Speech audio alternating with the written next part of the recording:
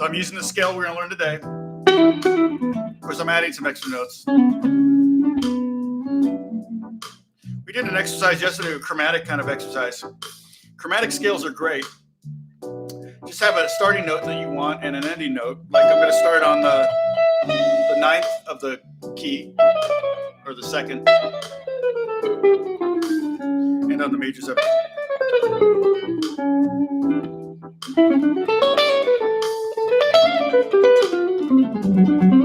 A little blue scale there. Down to yesterday's scale. Here's the what this.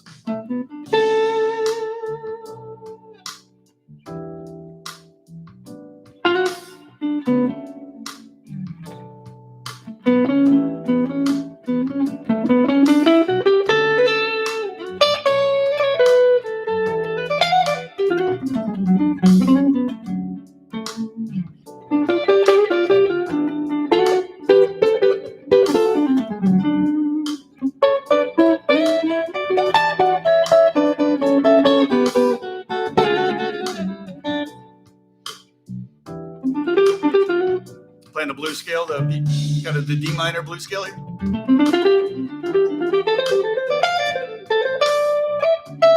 the new major scale that we're going to learn.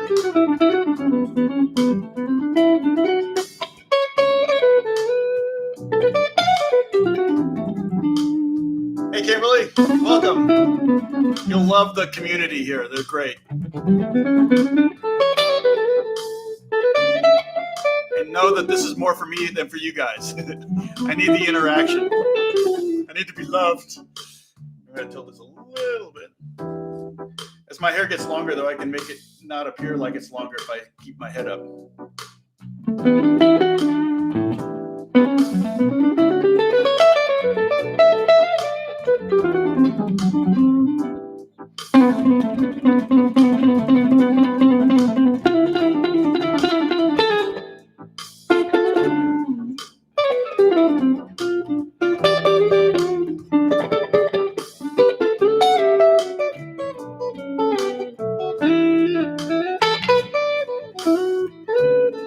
Okay. We got 17 people. That's a good start. A little lower, though, than normal. It's weird, but, you know, I'm probably getting on people's nerves. Let's see who's on. Let's see. We got. Oh, hey, David, how you doing? Okay, David. If you're still on, I know you've got your conference in San Diego that you're watching. And stay safe, David. East End Natural Health Center. He is in New York City, and New York City's getting slammed. You know, they were doing. I saw an article about New York City and LA and how there's the numbers are so different. And the number one reason, without a doubt, is that 8 million people in New York City use public transportation, and only 1 million people in LA use transportation. I mean, we already in Los Angeles already do the whole bubble. We're already bubble boys because we're all driving around in our cars. We'll sit in traffic for 2 hours, but it's you're definitely not going to be as exposed to anything if you're in your car than obviously if you're taking a train or a bus. So. Yeah, New York's been slammed. The other thing, New York is also doing a lot of testing. I saw Cuomo said just a few days ago they were doing 16,000 tests a day.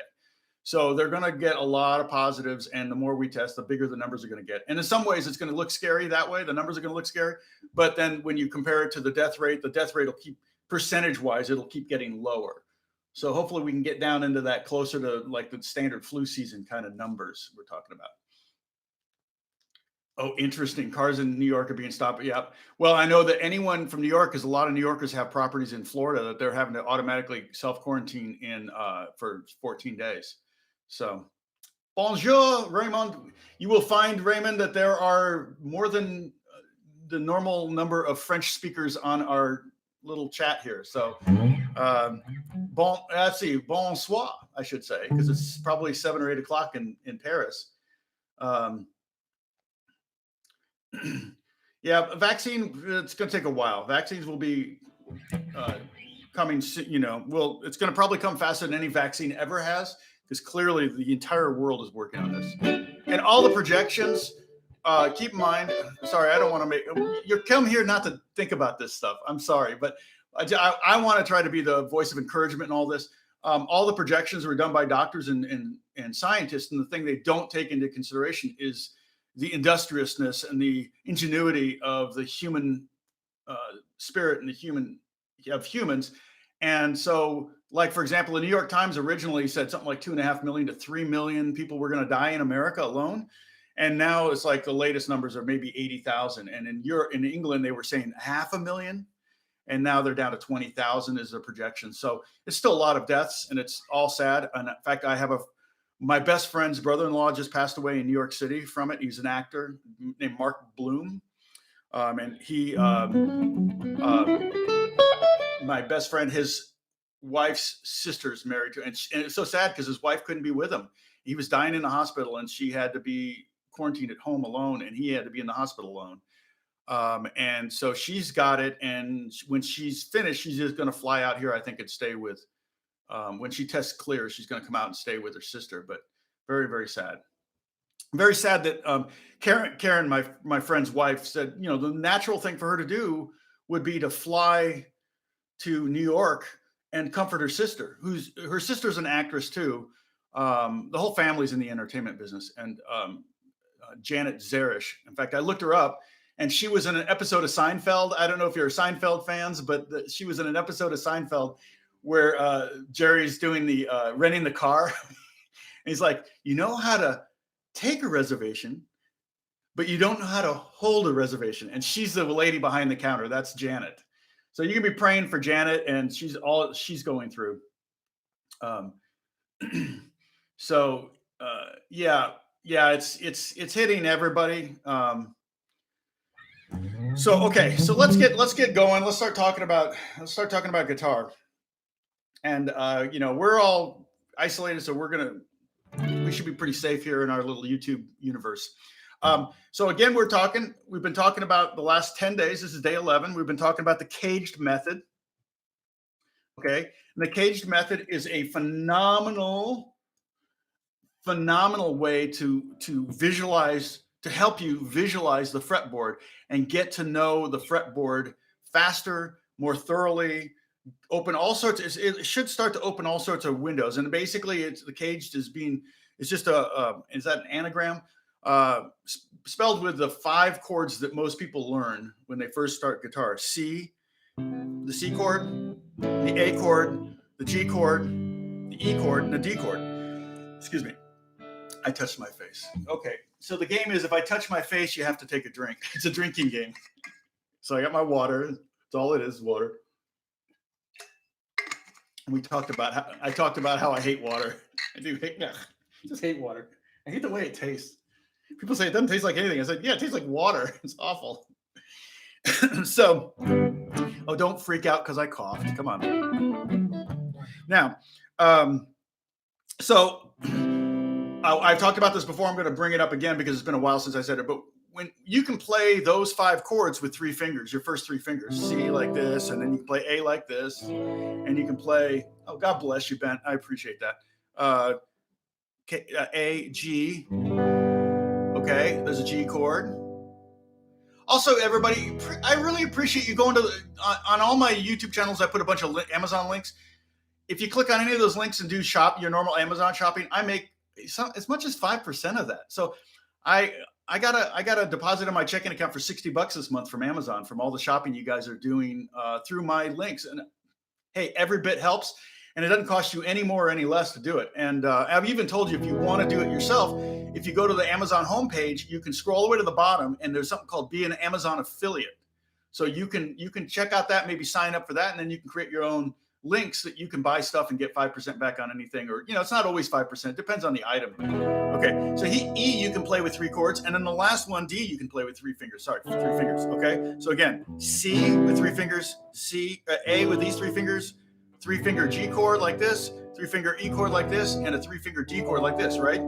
So you can do those. So what I say, I've told you in the past, replace those 3 fingers with these 3 fingers.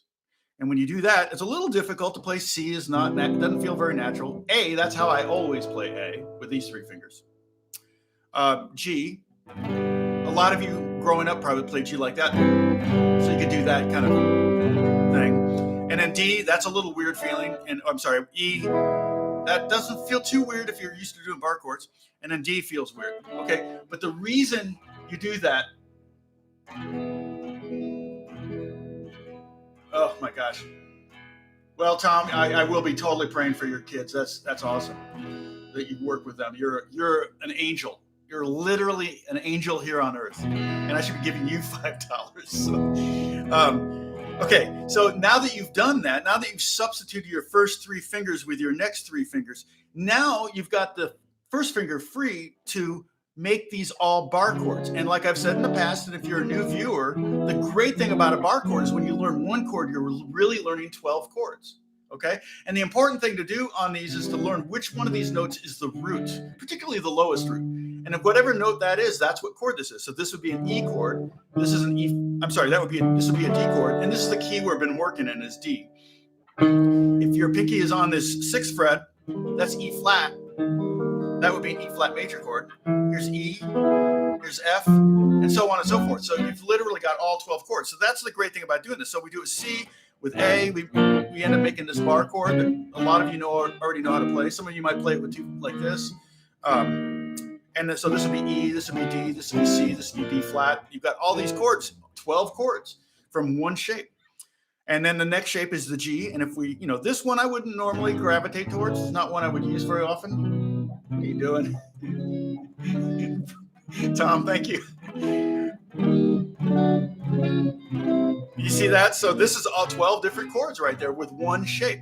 Now I can play it, but it's not one I would naturally necessarily gravitate towards. If I needed a B flat chord, I probably wouldn't do that one, but I probably would take the E form up here to the 6th fret in there. And again, 12 chords. So by learning those 5 shapes, with being able to do it with these 3 fingers, you technically are learning 60 new chords, or 60 chords. Okay, all major chords. But that's basically what we're all about. We're all about seeing those shapes up and down the neck. And then the next thing about it, the reason that we use the word caged is because that's the order that the shapes appear on the fretboard. And again, some of you are now hearing this for the 7th time and it's making sense, or it's like, oh, wait, okay, now I'm starting to see it. And so that's kind of what I told you about back in the first lesson. I think I said, I remember when I was a kid and subscribed to Guitar Player magazine, and I would read it cover to cover and understand maybe 10% of it. And then the next month I would understand 12% of it. And then the next month I would understand 15% of it. And by the end of the year, I was understanding half of what I was reading. And I'm talking about all the technical stuff too, as well as the musical stuff. And so that was, that's kind of what I'm hoping here, is that like some of this stuff is not getting through your skull yet, but eventually upon hearing it explained, and I may explain it slightly different every time. And so then, wait, that's the way I explained it that works best. So, okay. So we are doing the shapes. We've done the scales. Oh man, I didn't write out the scale for today yet. Okay, but here, I'm going to get ready to do the screen cap. I'm going to hold this up. This is the 3 we've done so far, if you haven't gotten them yet. Okay. And the first one's based on the C form. The next one's based on the A form. The next one's based on the G form. Okay. Yeah. Bet you're going to get a lot of love on this chat room. Okay. So the next one is based on, we did C, A, G. Now the next one's going to be E. Okay. So I'm going to write that one out now. And this one's actually a really common one. It's a very good one. Basically, who is it that always says, what mode is that? Well, this one on the lowest note on it technically is going to be C sharp. So we could say it's C sharp Locrian. But the second lowest note is going to be a D, and that's what our major is, D major. Okay, I'm hungry. Dang. just went for a long walk. FaceTime my mother-in-law, who's 83 years old, with my wife. We both went on a walk and FaceTimed. Okay, just making sure I'm not doing a mistake here. So that was nice. The weather here is beautiful. It's nice, cool, 60 degrees. Okay, I'm circling the D note and I'm putting an X on the B note. So the D, so this is the E form. Okay, get ready to Snapchat. Get ready to screenshot. Oh, I got to turn on my light, don't I?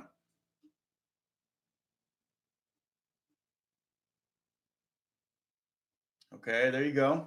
And let me turn on the light. Some more light here. I think that helps a little bit. Okay, so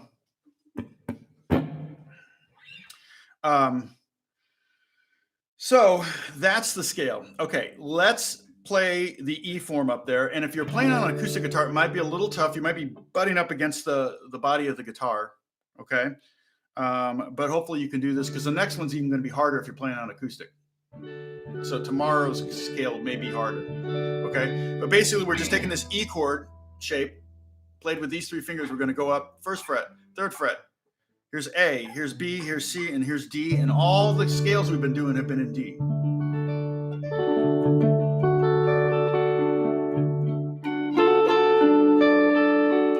Oh, are you talking about Romance for Guitar? Are you guys all learning Romance?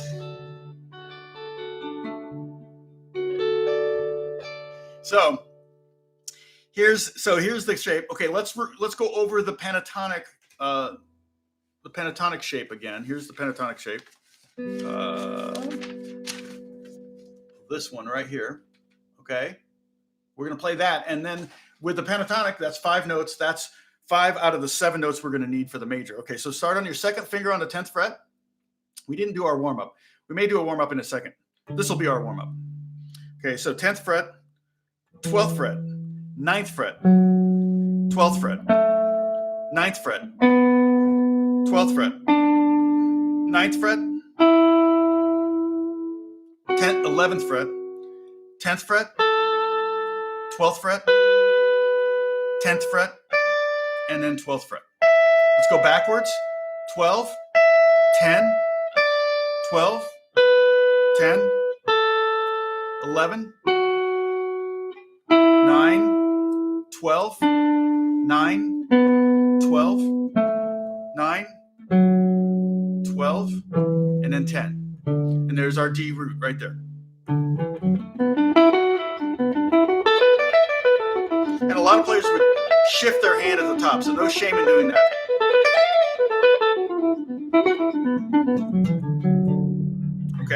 Okay, now here's the diatonic scale. We're not going to start on D, but if you wanted to just play it starting on D, you could. But the first note in that scale I just showed you is a B natural. It's a C sharp. 9th fret. So let's go. I'm going to give you. I'm going to give you fret numbers to start with. And the nice thing about this, there's no position shift. So technically, we're at the 9th fret, 9th position. So all the notes on the 9th fret are going to be played with our first finger. All the notes at the 10th fret are going to be played by the second finger. All the notes on the 11th fret are going to be played with our third finger, and all the notes at the 12th fret are going to be played with our pinky. That's called position playing. So you basically set your hand in the position. Okay. And remind me, and I'll tell you a trick for reading music for guitar. That one, if you're reading a lot of music for guitar, especially if you're doing, I don't know how many session people we have out there, if any. Eric, are you there? I haven't seen your name pop up yet. Eric Bozeman gave me serious props yesterday on his Instagram. God bless him. He's a great drummer from Texas. Anyway, he's been enjoying these videos too. So, okay, here we go. Ready? 9, 10, 12. Okay, so that's our 1, 2, 4 fingering. You can play that a couple times. We're going to do the same thing on the next string. 9, 10, 12. In fact, this might be one of the easiest of the 5 diatonic scales that we're going to learn to memorize because it's kind of symmetrical.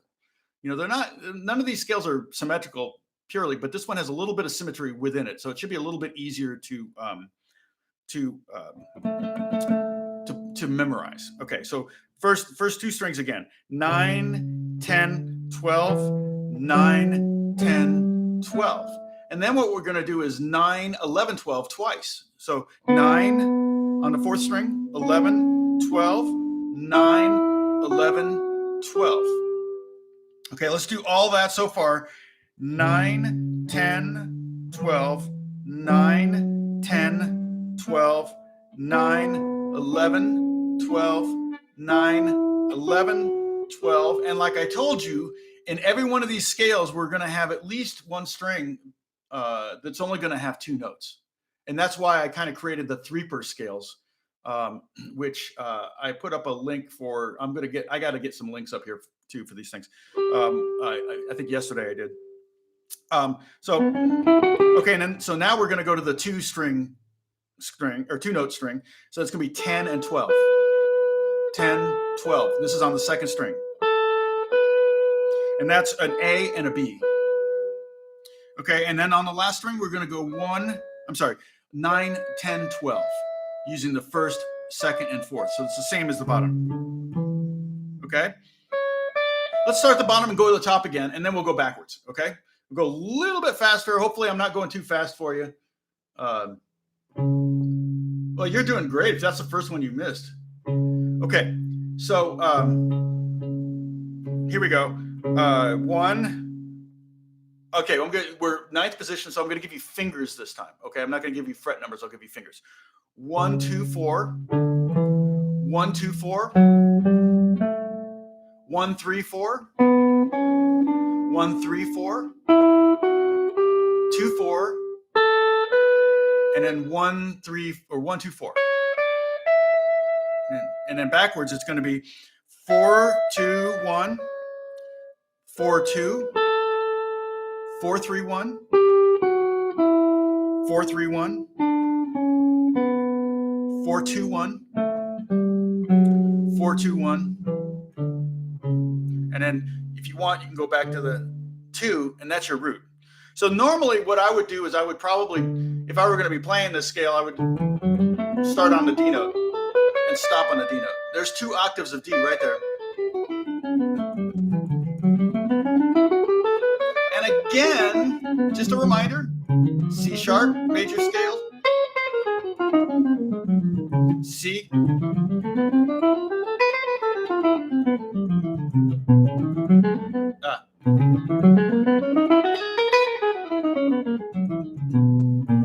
all of these are, the scales are completely movable. So you've technically learned 12 scales with this one scale, because there are no open strings. As soon as you bring in open strings, things don't translate. It's like if I take a C chord, try to move it up a fret,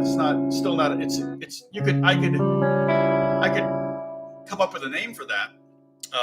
It would be C sharp, flat 5, sharp 9.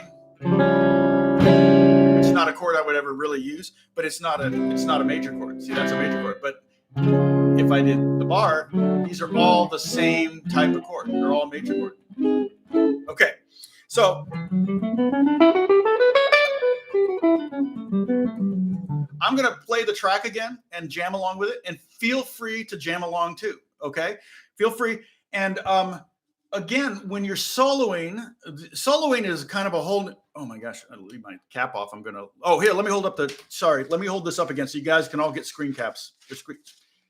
You know what I mean, screenshots. Okay, here's one with my face. Hi. And one without.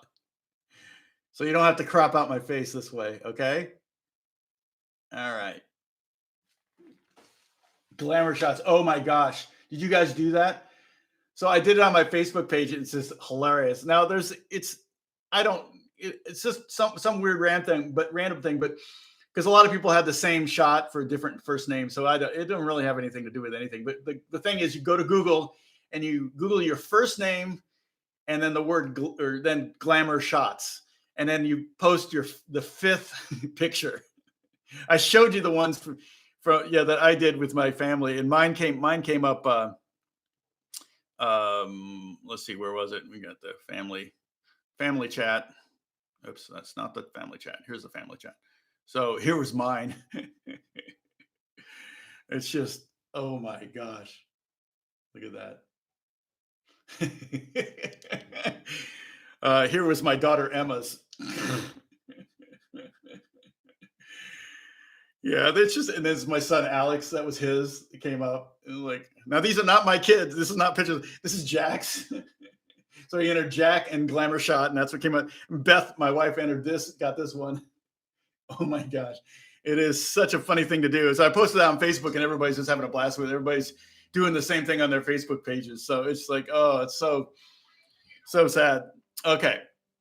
And I really think almost all of those Glamour shots were done in jest. Like those, I've seen some. I mean, I'm from the Midwest, and trust me, I remember Glamour shots, and but I was fully expecting it just to be women with big hair and too much makeup and then cheesecloth, and so many of them were like really extreme, like crazy things. I'm like, there's no way these are legit. I kind of think it's a send up to Napoleon Dynamite, which was such a fun movie. So, oh, yours was a rifle in one hand and a BC Rich guitars and guns photos. Oh no, yeah, I should do something like that. Oh, what key are we doing? We're in the key of D major. Or you could also think it as B minor. If I started on the B note right there, the B note's the 9th fret on the 4th string. That's a B minor scale, but this is D major. But the lowest note is C sharp, and if you really want to be technical about it, this could be C sharp Locrian, which is more of a theoretical scale than a U scale. I mean, I've written a couple things. I've done some stuff for TV in a Locrian mode, just to kind of create a weird.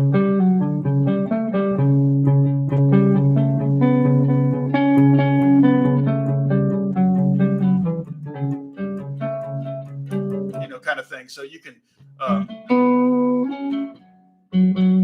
yeah, C sharp Locrian. Yep.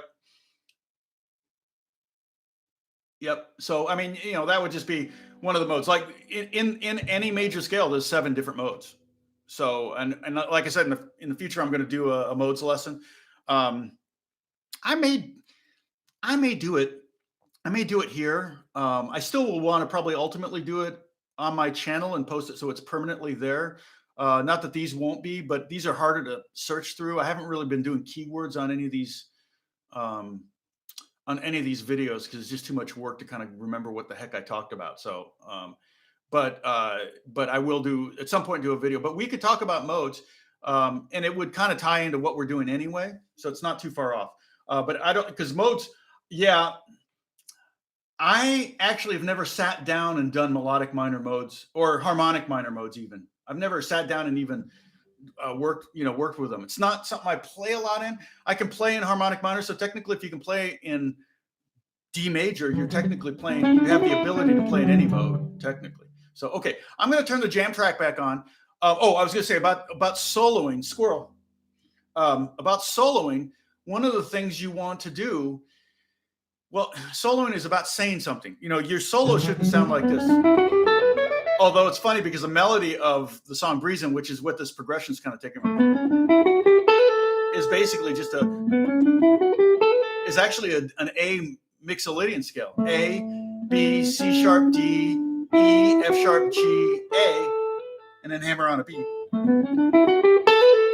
And that's the beginning melody of Breezin'. But generally, that's a melody. That's not him soloing. But a lot of times, what you want to do when you're soloing is say something, and then say it again a little differently, and then say it again a little differently, and so on and so forth, and build off of that. Right? Say something maybe simple, and then, and that kind of thing. So soloing doesn't necessarily have to be really, really complex. It just has to be an attempt. Now, here's another cool thing you can do. Okay, I really, really like this. I really like this. You can, because there's in this chord progression, there's 4 chords. I'm playing D major 7, E minor 7, E minor 7, and basically G over A, which is kind of a pseudo A7 or an A9 kind of vibe. So you could technically say A7.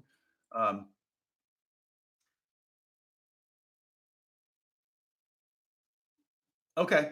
Oh, did you send it to my Facebook? Oh, you sent it to maybe my Gmail address? I'll check it out.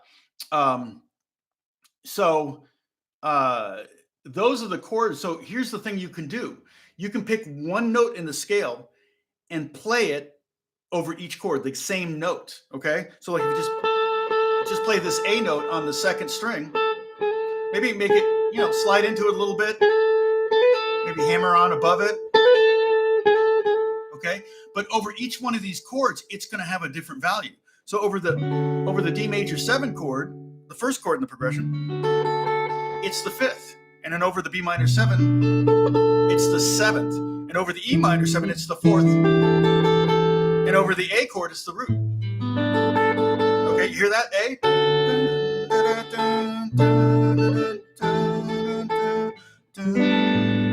Okay, if you played, say, the F sharp, it would be.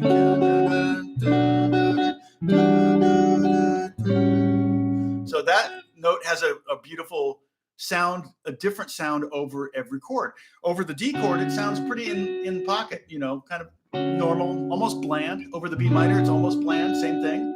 Okay, but over the E minor, it's the 9th or the 2nd of that chord, so it has a real beautiful sound over it. And over the A, it's the 6th, which has a really beautiful sound. Okay, so if I pick maybe say the E over the D, the E is the 2nd, so it's beautiful there. Over the B minor, it's the 4th. Over the E, it's just the root, and over the A, it's just the 5th. So the E note sounds more beautiful, sounds more interesting over different chords than the F sharp did. So you can just in a solo, you can just. In fact, I'll do that. Watch this. Okay, I'm going to hit the jam track. Here's the E.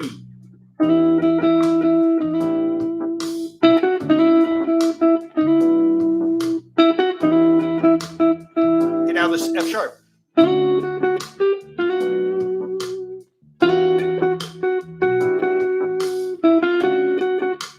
I just chromatically went to it. A.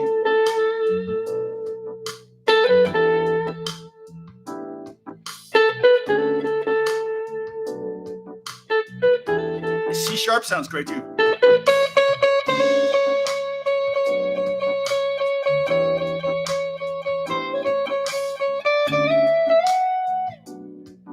Okay, now I'm just going to kind of mess around. Feel free, if you can hear the jam track. I don't know if you can.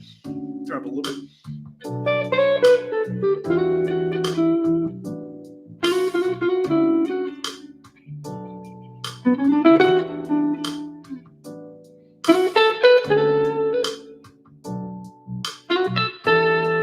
Another nice trick to do also is to hold a note, but then do something at the end of the note. Like a slide up, or like I was doing like a little slide up, little fall off or something.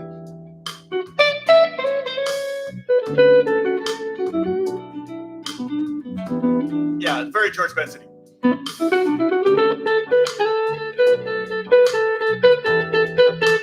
Now, keep in mind, one note worked right. One note had a single note, had a different value over each chord. You can do the same thing with 2 notes.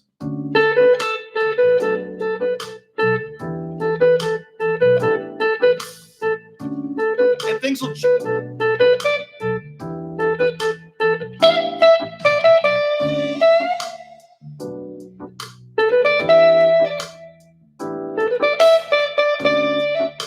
because soloing doesn't have to be fast and flashy or anything like that. You just got to say something musical. You got to try to be, interesting.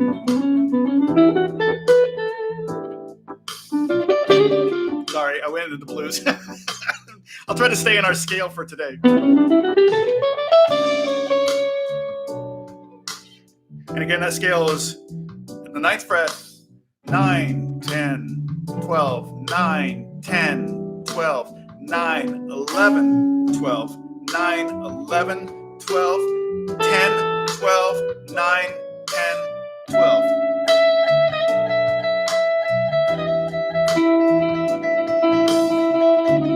I'm playing an octave there. Those are two E's. That's very Wes Montgomery.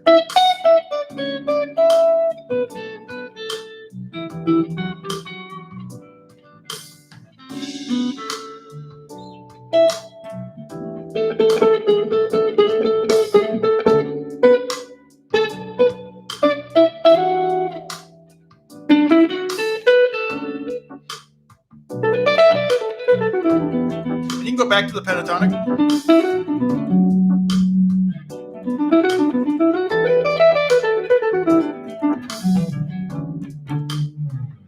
Okay, so I know that's pretty cheesy and smooth everything, but it's just fun to play over a real simple progression like that. For me it's a kind of a throwback, so it makes me kind of happy because it makes me think about when I was a kid and I first fell in love with jazz. That was like the first record. Play an arpeggio. Okay, so an arpeggio generally could be our scale tones. I mean, our chord tones in an order. So, for example, a D major arpeggio would be D, F sharp, A, D, F sharp, A, D. But you're more likely going to do some kind of majors, like a seventh. So that would be D, F sharp, A, G sharp.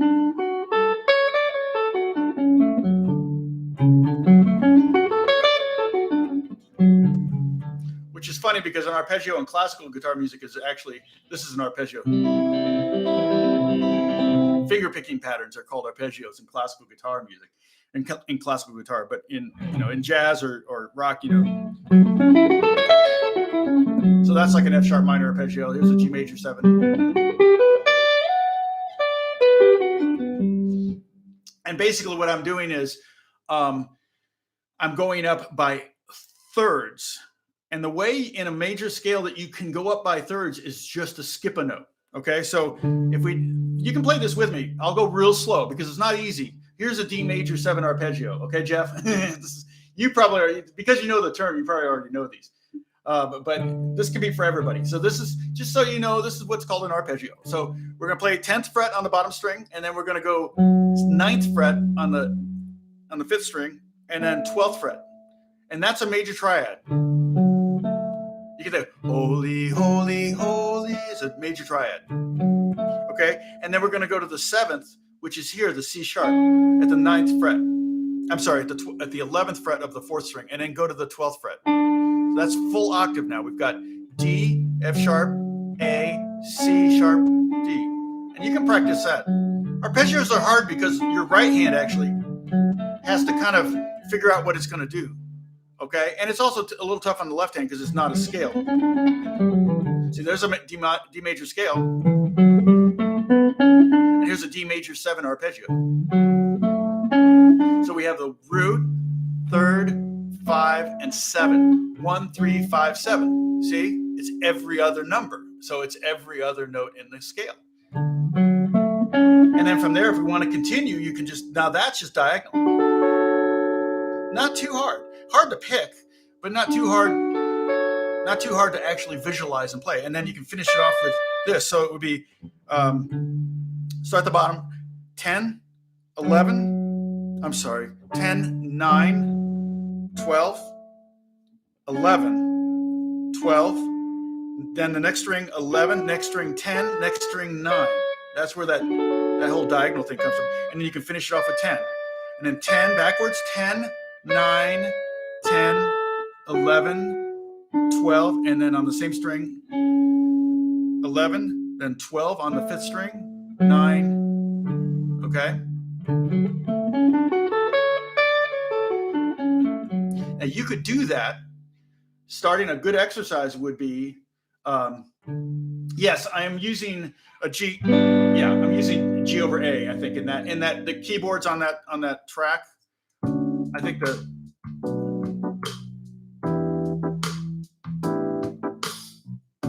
yeah.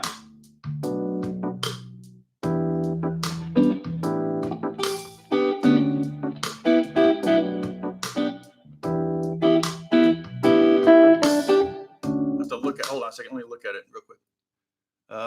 Well, actually, on that, the voicing I have on that is A. See, I have an A, a G, a D, an E, and an, yeah, I'm playing, it's kind of a, what is that? It's kind of a, it's more of an A sus more than a G over A. I think it changes, but I'm not sure what it, let's see what it changes to. Hold on. Oh, that one is actually is a G major 7 over A. So kind of a G over A, but I think this. So that's the in the chord progression, you're the Benson-y thing. Well, the difference between a D arpeggio is a D chord is a 3-note chord, D, so it'd be D, F sharp, A, and the D major 7 would be a 4-note chord, so it'd be D, F sharp, A, and C sharp. So you have that's what we were doing the 7th arpeggio, to make it a little bit more interesting than just pure, and actually easier to play with when you add that 7th in there. Just pure major.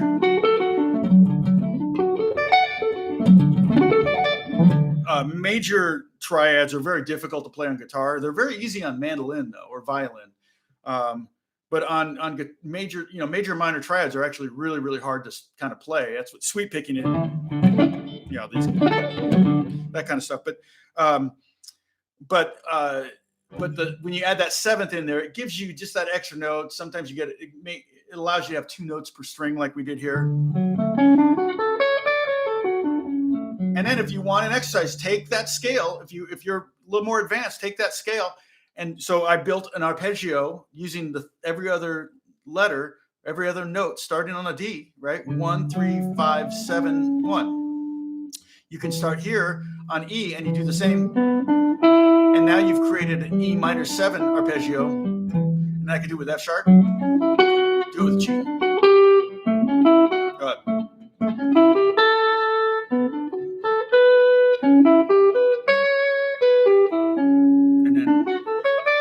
So you could literally create an arpeggio, a 7th arpeggio starting on every individual note in the scale.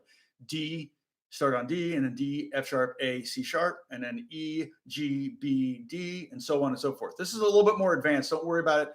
Again, no quiz at the end of the week. You don't need to know this. It's just, if I say it again tomorrow, it might make more sense tomorrow too. So C sharp is the major 7th, correct?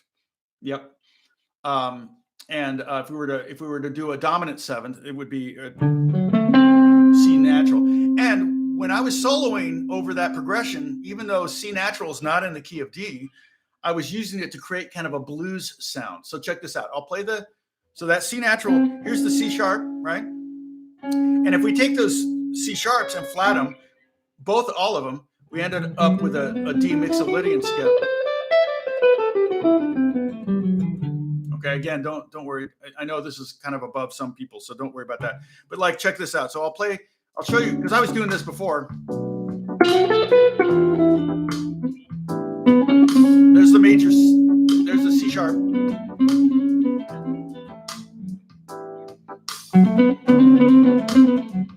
There's the C natural, see that?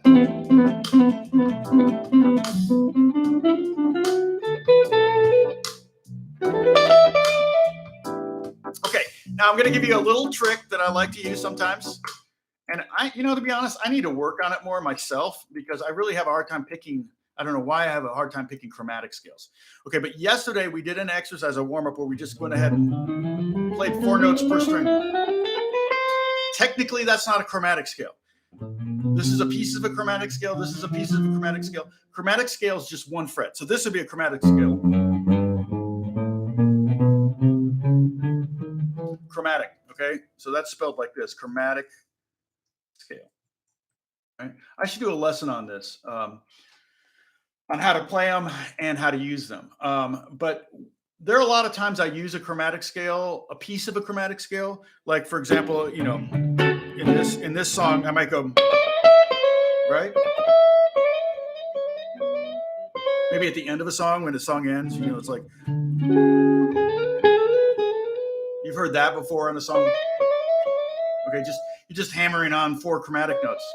Okay, so here's an exercise we can do together that can be a chromatic exercise, but it's also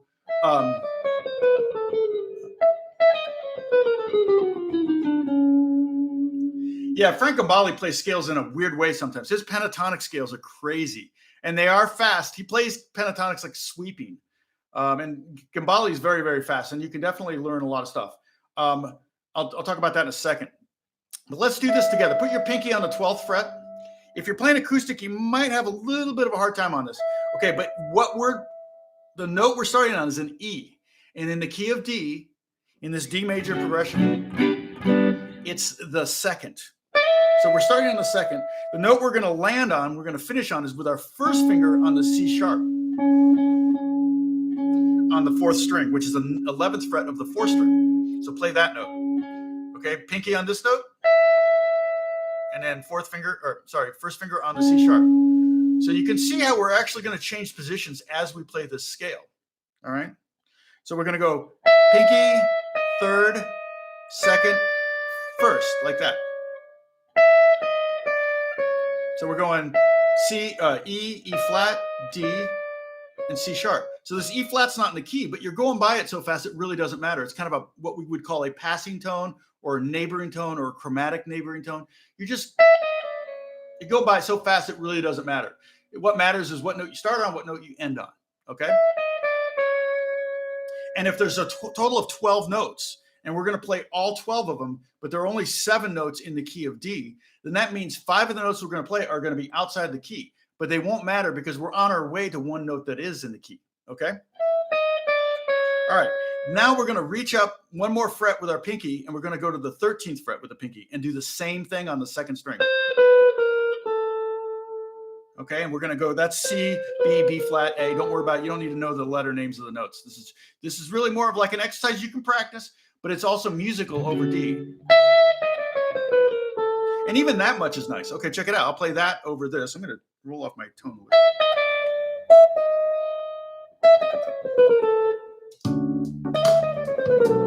Isn't that nice?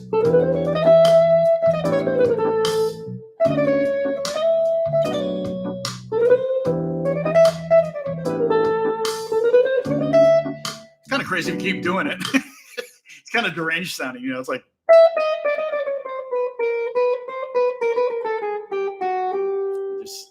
I just see clowns, and I hate clowns. I just hate clowns.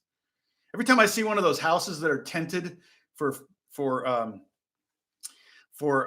you know, rodents and for termites or whatever, you know, whenever I see one of those houses, I always imagine on the inside, because they always look like circus tents, right? I always imagine on the inside there are a bunch of dead clowns that just went in there thinking, oh, a circus, and they went in there and they died. And that's a happy thought for me. So anyway, squirrel. Where's my squirrel? Come on, who's the one that's always telling me I'm going squirrel? Okay, I'm going to touch my face so we can all take a drink, because we need a drink right now. So that's a drinking game. If I touch my face, you got to take a drink. Water, tea, milk, soda. Somebody's drinking beer, I know. And if you're in England, probably beer. Squirrel, squirrel, squirrel. Pepper, it took you a minute to find that icon. Come on, that should be right there. All right.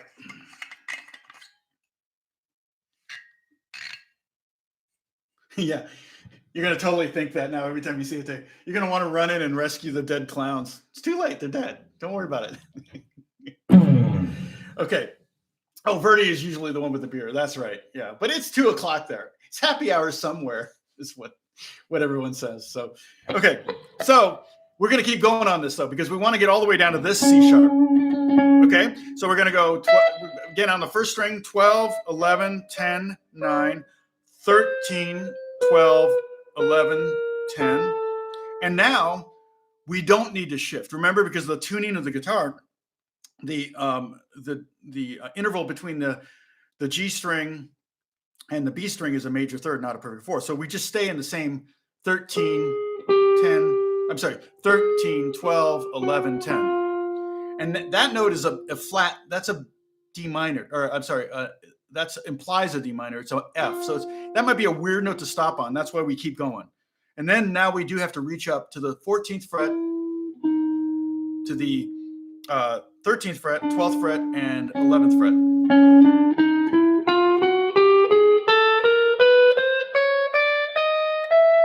Okay.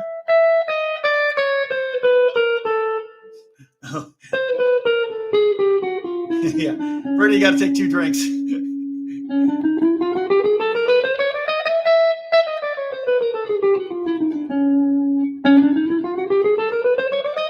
So that's a chromatic scale. It's actually literally a full-on chromatic scale. And actually, when we get to the pinky note here, we've gone a full octave. So we're going beyond the octave. We get E to E, and then we keep going. And we end, that C sharp is the major seventh. That's a beautiful note, right?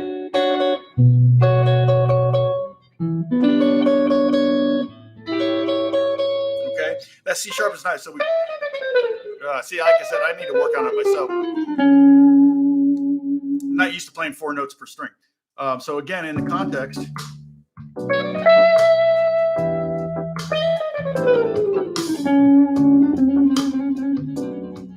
Okay, a little Pat Metheny.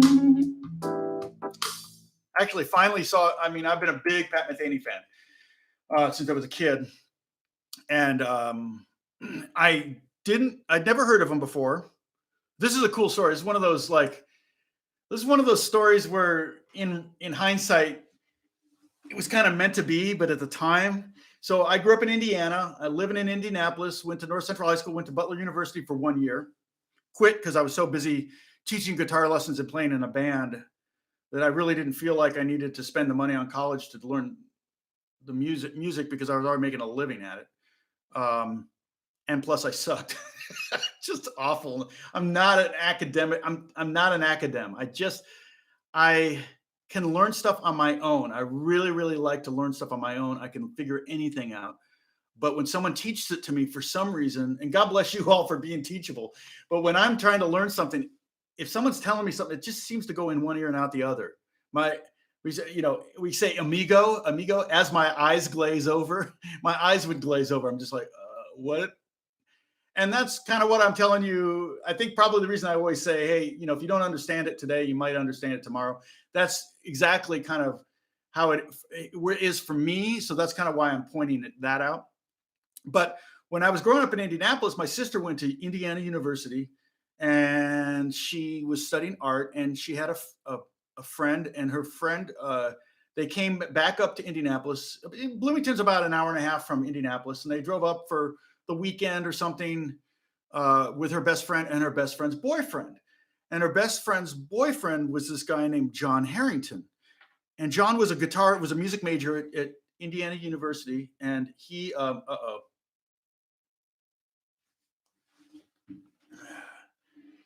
drinking game. If I touch my face, you got to take a drink.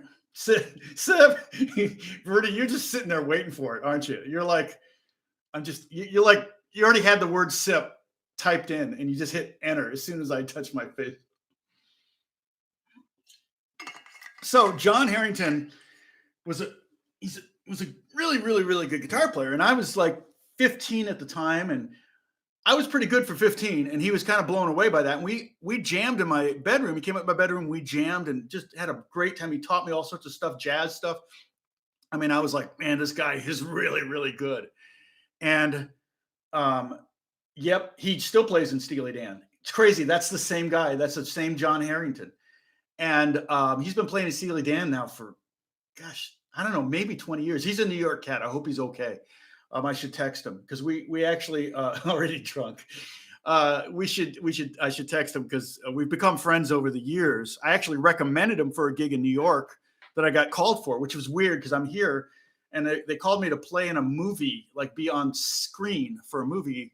And they didn't call me to do it necessarily. They wanted to know if I knew anybody. So I said, well, this guy is in New York and he could do it. So we'll talk about that too in a second. But so John and I jammed. Well, he had this album, and he said, hey, this guitar player gave me this record, his name is Pat Metheny. And he gave me this the Pat Metheny group record. And I think John thought he was going to be back up the next weekend, but I guess he and the girlfriend broke up.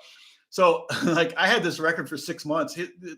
I had the Pat Metheny group record that was John Harrington's that was given to him by Pat Metheny. I had it for 6 months. It literally wore it out. I felt bad because he came back 6 months later. He called me and said, hey, are you going to be home? I want to come by and pick up a record that Pat gave me. And so that's my Pat Metheny story, kind of John Harrington story. And John's an amazing guitar player, so check him out. If you've ever seen Steely Dan live, or if I think he's played on some of their newer records too. So he's an amazing guitar player and a really, really super nice guy. And then okay, Pepper, don't worry, I'm almost done. I'm trying to not bump too much into that hour thing. But I did see Pat Metheny recently live in Santa Barbara, and I think I sat in the second row, and I was, he played probably 1 million notes, maybe 2 million notes in the night, and I didn't hear one bad note. I'm like, how is that possible? I just was like, I was just blown away, and his facility and his even his stage presence was great. I really felt like he had a really fun stage presence. And I've had some friends that played with him, toured with him and stuff like that. But it's crazy. But sitting that close to him, I realized how much of his playing is pentatonic based. Okay. And for the more advanced players, the cool thing about pentatonics is because you only have 5 notes, you can kind of like play different pentatonics over different out of key. Oh man, sorry, Christopher. So for example, I could technically play this pentatonic that we know and love in D. I could move it up 2 frets. Remember, we moved it up 3 frets to create the minor in D. But I move it up 2 frets, I'm creating kind of a Lydian sound in D. Now that just sounds like a regular pentatonic. It's the same scale as this, but over D. Here's what that pentatonic. I'm hitting a D string here. It's always nice when you pick a string, pick a key that you have an open string that you could use. So here's a D string, and here's the normal D major pentatonic. That's the top 3 strings of our favorite pentatonic. If I move that up 2 frets, that's the second, the third, the sharp 4, which is what makes it sound Lydian. This is the 6th, the 7th, and the second again. There's no root in here. There's no D. And then if you go up 1 more fret, you get the D minor. And that's D minor. But you can do it at every fret and see what it sounds like. And so like if I play that major pentatonic,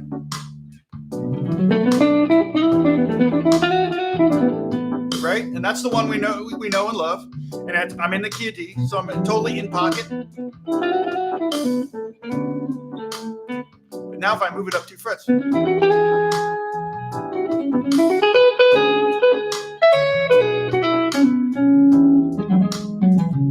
that's what's called playing out. Okay? When you're in, there's a jazz terminology, you're playing in and you're playing out. And when you're playing in, that means you're playing in the key. And when you're playing out, you're playing outside of the key, or maybe near, key adjacent. You've got like every one of those notes except that G sharp is actually in the key of D. So they're all good. In fact, if I played the pentatonic shape that was the first one we learned, the C form, that one would be closer. I'm getting pretty deep here. I don't want to. I'll talk about that in a second. Yeah, playing in is for nerds. Yeah, so it's those out notes that are pretty. Remember we talked about just playing picking one note and sitting on it, and that note has a different tone for every chord. So like what was it? The F sharp. Right here, this note, the 3rd string, 11th fret. So for the first chord, it's the 3rd, it's the 5th, 9th, 6th. Okay, so when it's part of the triad, if it's a 1, 3, or 5, it's going to sound inside. If it's a 2, 4, or 6, or even a 7, it might sound outside. So when that note that's inside on the F chord, F sharp is part of the F chord, it's part of the B minor chord, but it's not part of the E minor chord, so it sounds a little out. And then, okay, and we could even get like if I did G,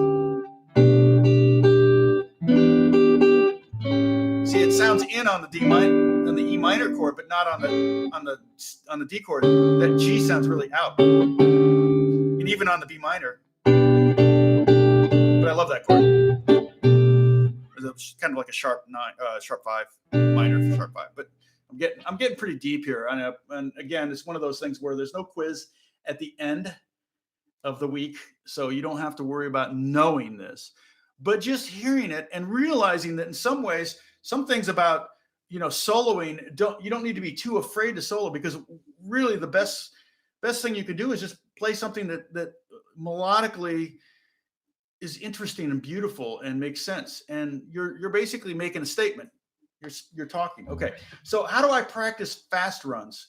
That's just years and years of just playing scales and trying. I think I got all my speed by the time I was 21. I really wanted to be the fastest guitar player in the world. I did do a recent lesson. I'm going to pull up some links for you so that you can have some things to watch that we talked about. You can bookmark these or save them for later or whatever. I did one that really didn't get as many views as I thought. I thought it might even be a little bit on the controversial side, because there are the speed demon guys are really. Let's see, how long ago did I do that? Where was that? 10 tips for slide beginners. Wow, it goes back a ways.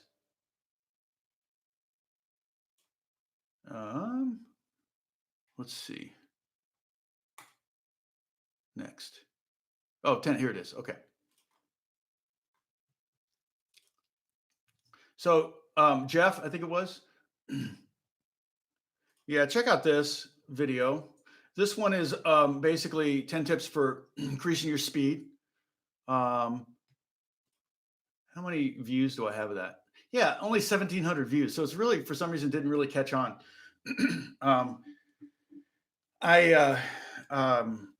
But I talk about everything from using a heavier pick to I talk about, I think, I don't even remember all the tips offhand, but one of the ways you can do it is to break down scales into little bite-sized pieces, like we were doing today, with the first 2 strings, the bottom 2 strings on the new scale was 1, 2, 4, 1, 2, 4.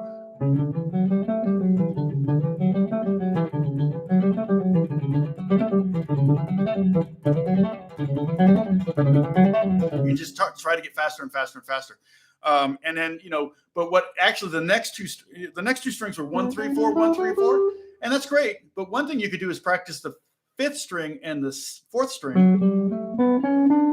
And that way you're using 1, 2, 4, 1, 3, 4. So you got all 4 fingers are being used.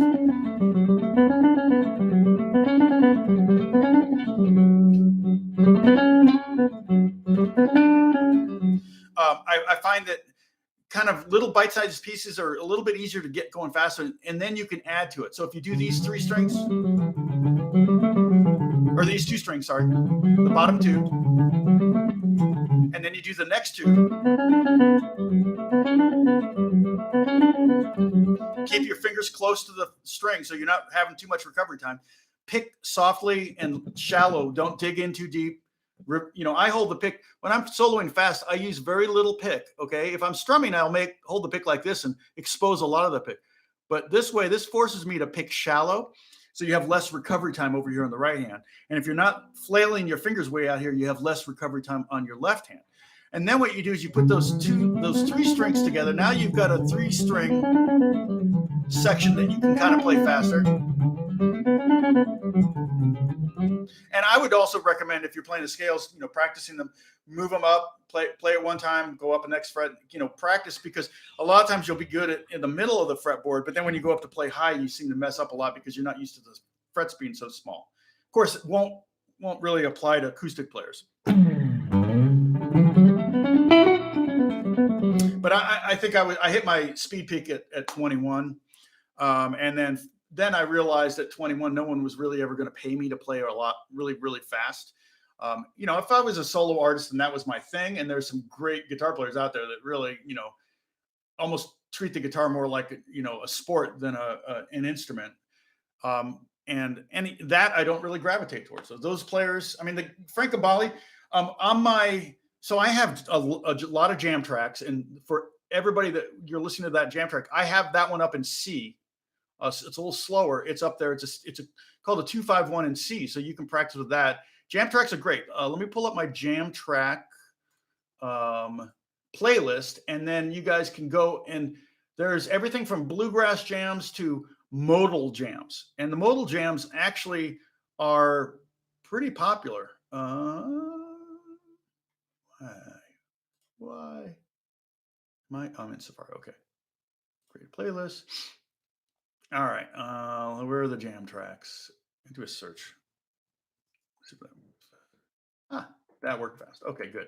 Okay, so how many jam tracks do I have in here? 72 videos I have here. Oh my gosh. I had no idea I had that many jam tracks. Here's that playlist for you, Jeff, for anybody. This one's a good one to go to if you want to start practicing things. I think if I was smart, I at least put the note names in the scale. And I did modes. So my point of bringing this up is because you mentioned Frank Gambale. And I used Frank Gambale's two chord progression for these jam tracks. Okay. And basically what he would do, I run the risk of getting really complex here, but basically it was the bass note stays the same. So if the song's in the key of C, it'll be a C in the bottom. And then what he would do is play the 4 and 5. So it'd be C with an F on top and then a G on top. So it sounds basically like this.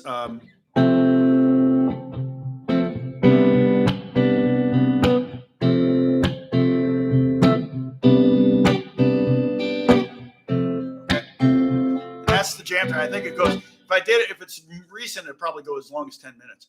The older ones may only go like 5 or 6 minutes. I try to make them all 10 minutes now because I don't want you to have to rewind and all that. So you can jam for 10 minutes without it. Because a lot of times when you're jamming over a jam track, you're kind of trying to work something out, or you find something in the middle of like, oh, this works. Oh, let me try to develop this. And you don't want to have to, like, after 2 minutes, have to hit play again or have it jump to the next video. So this way at 10, 11 minutes, you can really kind of get into that headspace where you're really trying to seek out new ideas and grow. Okay. Now, that said, it was a wet cough. Come on, people. It was fine. I think I've got a cold. I might not feel good tomorrow. I have one of those, when you get a cold the first day, that's the other thing. You press down, the lighter you press, the faster it is, again, to recover. The harder you press. I'm a pretty hard player. I play pretty hard. In fact, my main strat is at the shop, which is now closed.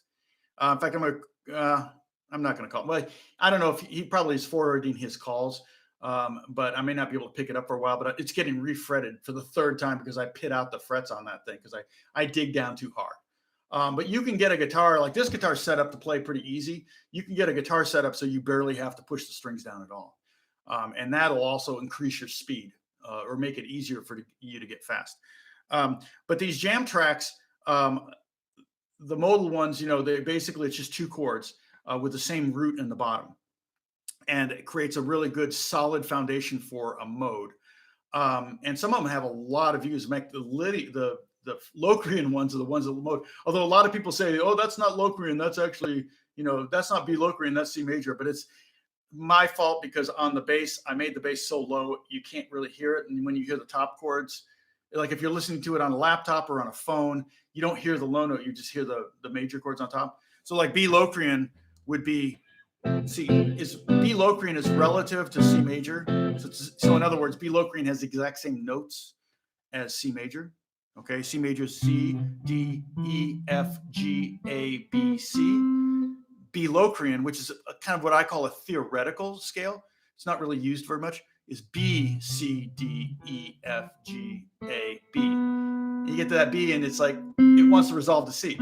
So what I did was I take the 4 and 5 in the key of C, and put it over B. So it sounds like this.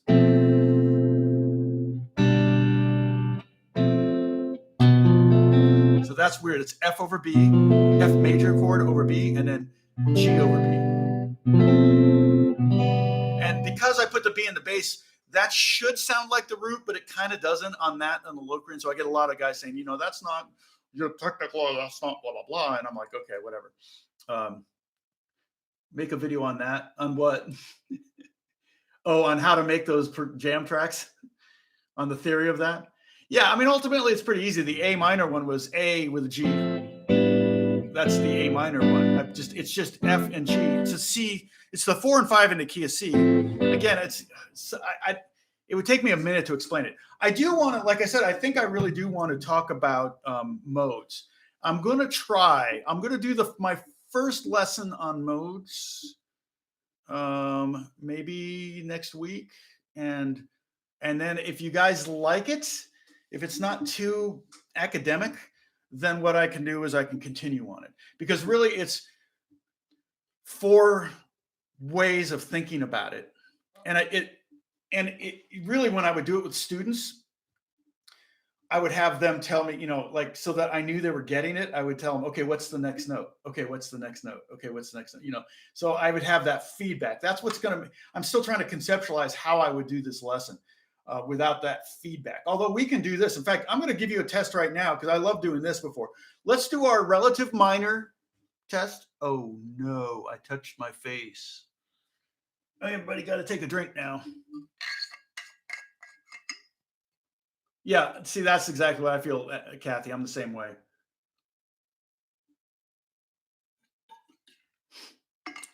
Sip or swig. Ugh, water. Oh my gosh. Blech. Hate water. Coffee. I know. I already finished my coffee though. Can't you tell? Squirrel.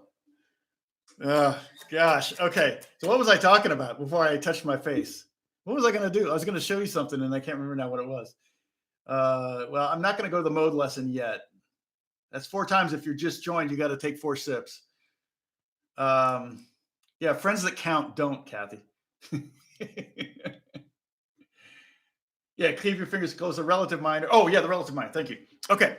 So remember, when we want to figure out the relative minor to a major key or a major chord, we go down 1/2 step and 1 whole step. That would be the scale way in the key of doing it. So for example, if we're playing the key of C, and you want to know what the relative minor to the key of C is, you go down 1 fret, which is B, and then down 2 frets, which would be A.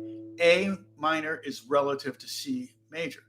Now, this also applies to harmony or chords. So when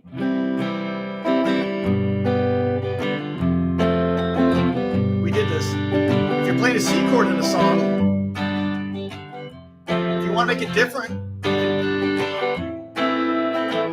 you can replace the C with an A minor once, and it makes it interesting. Go back to C.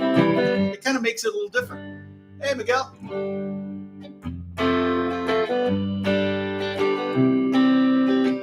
Yeah, I totally brought it on myself. Okay. So let's do now the opposite's true. If you want to figure out if you're in a minor chord and you want to substitute the major chord, or if you're in a minor key and you want to figure out what the relative major key is, go up a whole step, 2 frets on the guitar, and a 1/2 step. And that would be the way to do. You could think of it as going up 3 1/2 steps, but I'd rather have you think of it as a whole half going up and a half whole going down, because that way you're thinking of it in terms of the key or the scale, and in a terms of major and minor seconds, which a 1/2 step is a minor second, a whole step is a major second. That's the other thing too. I could get into chord theory. I mean, I don't know how long this thing's going to go on. I mean, in California, we have a stay-at-home order until April 19th, which is about the time they're thinking that the peak of numbers of cases will peak, but it may. I'm suspecting that it may happen sooner than that, because the predictions are based on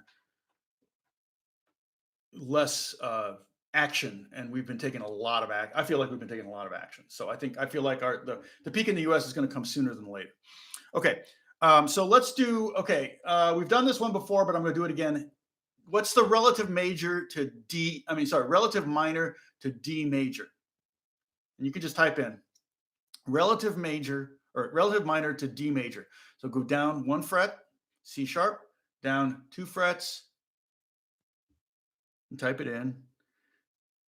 How much lag is there on this? I'm not seeing any answers yet. We've done this one before.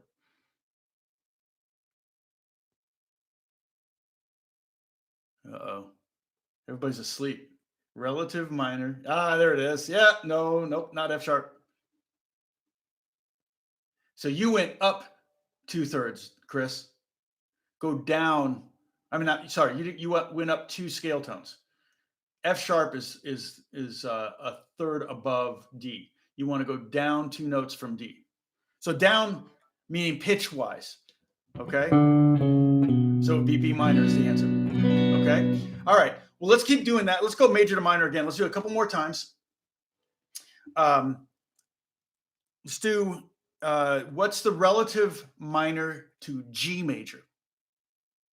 G major's relative minor, which means that minor key has the same notes as G major, and also that minor chord could substitute for G major to make it interesting. Well, you could do that, AJ, but the reason I'm telling you to go a half step and then a whole step is so that you can think in scale terms. You're going down by scale. There you go. That's right. Hey, is that the first I've heard from you, McCammon Watts? You know, my friend Andrew Watt had coronavirus really bad. Andrew is a really good guitar player. In fact, he just produced. He's a record producer more now than anything, and a songwriter. And you're not related to Andrew Watt, are you? Actually, his last name is Watt, just single. And I don't even know if that's his real name now that I think about it. It may be a stage name. But Andrew he's 29 years old and he got it really bad. He was hospitalized, but he's on the back end of it now. So he's doing better. But he produced the new Ozzy Osbourne record. So it's pretty funny. I ran into him at the Bieber record release party because he's friends with Justin, and he and I've written, I guess Andrew and I have written one song together. We did Home to Mama was a song that he worked on as well as I did. So for Justin and Cody Simpson, because at the time Andrew was Cody Simpson's guitar player, and that's how he kind of got pulled into the camp. And he's been on fire. I think he's got 5 or 6 #1 hits now with different artists like Selena Gomez and stuff like that. So, okay, E minor is correct. So G, down a half step to F sharp, and down a whole step to E. Okay, E minor is correct. Okay, let's try another one. Let's see. I'm trying not to get too hard, but let's do what's the relative minor to A major? So we're on A. You want to go down a half step and then down a whole step.